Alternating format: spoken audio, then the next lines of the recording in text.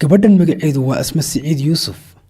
Hadda waxay ku jirtaa da'da 20-ka waxayna ku nooshahay magaalada Boorama sanad iyo bar kadib.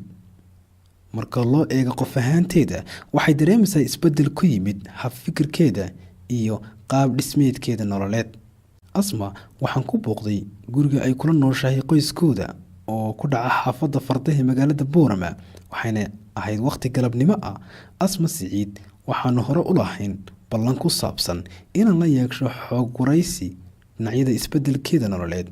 ee ay ku samaysay, gaar ahaan kalsoonida, dhiiranaanta, wax cabirka iyo talaawadaagga bulshada kale. Asma oo waxbarashada xidhiidhka sanadkan gashay fasalka afraad ee dugsiga sare,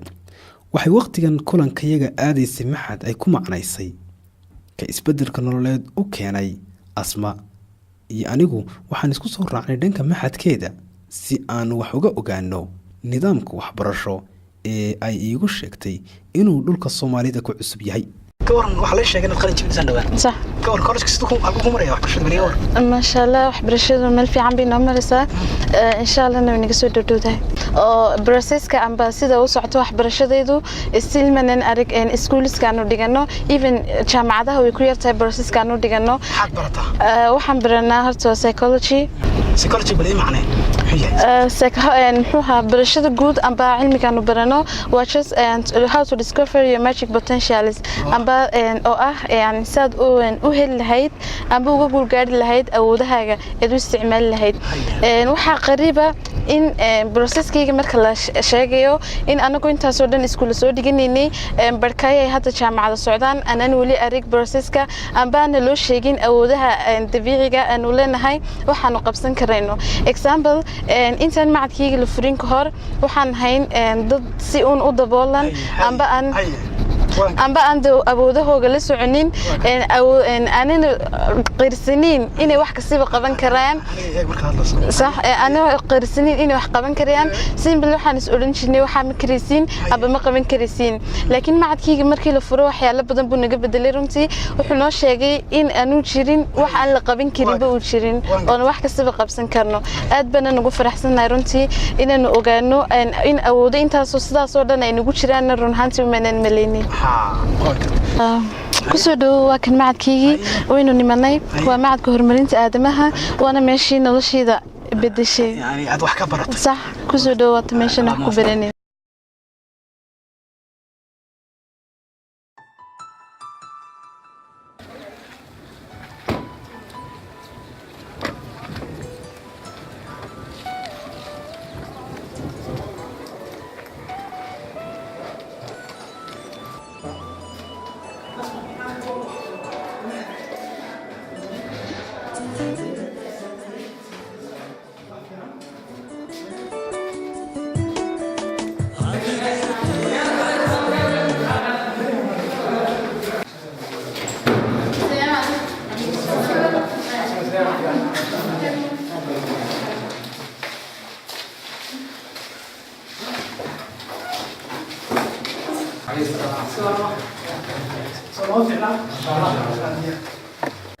أسمع waxay isku fasal yihiin 740 arday oo isku jira wiilal iyo gabdho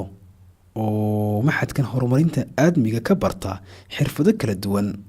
oo lagu maareyn karo nolosha sida kalsoonida, maareynta walaaca, niyad jabka, kor u qaadista xifdiga, go'aan qaadashada iyo dad la dhaqanka wanaagsan. maalinkan Asma fasalkeedu waxa lagu baranayay darsi ku saabsan badqabka caafimaadka maskaxeed, waxaana la wadaagay iyadii ardaydii kale dhageysiga casharkan. markii uu darsiga dhamaaday, macallinkii wuxuu weydiiyay fahamka aanu ka qaadanay iyo inay jiraan su'aalo ama soo jeedino kale oo aan ku kaabayno wixii uu macallinku noo sharaxay.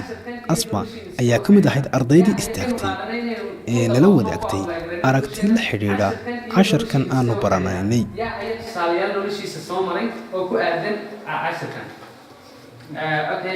Miss Asma Doro. Asma. أنا أسمع دي لها اللي Simbilintan cashirkan qaadani waxaan ahaa maalin baa waxa dhacday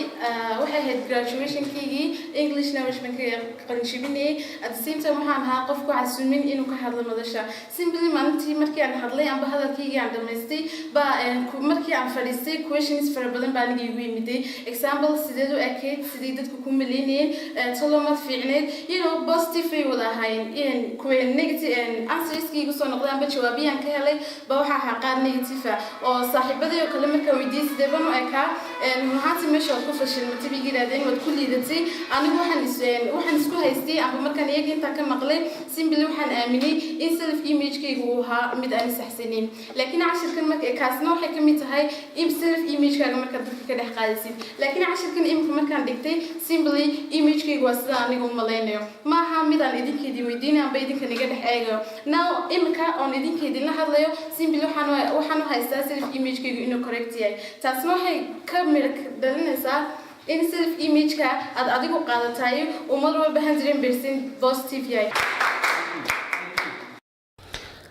ardaydan dhammaan waa dhalinyaro ka yar da'da 30-ka waxayna sidoo kale qayb ka yihiin 303 arday oo maxadkan oo hadda sanadii barjirsaday ka barta cilmigan horumarinta aadmiga qaababka waxbarasho ee fasalkan asma waxaa ka mid ah dood ay isku weydaarsadaan ardayda ay isku fasalka yihiin iyagoo markaasi hadba miiska soo saara qodobo ay u arkaan muhiim doodaasi lafteeda ayaan haddana mar kale dhagayste ka noqday ogaanay waxyaabaha keena stresska iyo sida waxyaabaha keena inna bal isku dayna eegana waxyaabo sida loola tacaluqo sidee loo dawin karaa seeba loola tacali karaa stresskan horta stresskan qofka uu ku dhacayo ayaa loo baahan horta in waxaan qof bini'aadan ku dhaca qofkan bini'aadanka haduu garan waa oo garto markaan stresskan waxyaabo ku keenay waxa uu baahan yahay isagu inuu halka keeno waxan oo because haduu qofkan qalbigiisu geliyay waxana waxa uu baahan yahay halkii sida uu keenay ama matraska ama qaabka uu raacay sida stresskan iyo wax nidaamka natiijada horta first waa inuu naftiisa geliyaa in waxan shay yahay oo khiyaariya markaad u fiirsato dhammaan ardaydan waxaad ka dheehanaysaa dhiiranaan iyo kalsooni ay ku soo bandhigayaan fikirka ay midkoodba uu qabo waxaana igu yarayd saacad ay xiisadani noo socotay aniga iyo ardaydan ay ka mid ahayd asmi maxamed cumar cismaan oo ka mid ah tababarayaasha maxadkan wuxuu aaminsan yahay in waqtigan ardayda fursadda u heshay kasakow ay waalidka iyo bulsho badani fahamtay muhiimadda ay leedahay barashada cilmigan horumarinta nafeed تجربتي iyo tijaabadii aan ka qaadnay ee aan ku hawlgelinay cilmigan cusub ee tanmiya bashariya muhiim development oo hana qaaday umad way fahantay baahida loo qabay way daboolantay intii badnayd wuxuuna noqday mid hadda ay dadkii aad iyo aad u dareemayaan baahida loo qabo waxa tusaale ka ah culumta macaadka lagu dhigto academically qofka aan barnay wax kala maaha وعلومتي horumarinta aadamaha dhinacyada kala duwaneed ee nolosha qofka ka taageerisay sidoo kale xirfadihii nolosha uu qofku ku sameeysan lahay creative living skills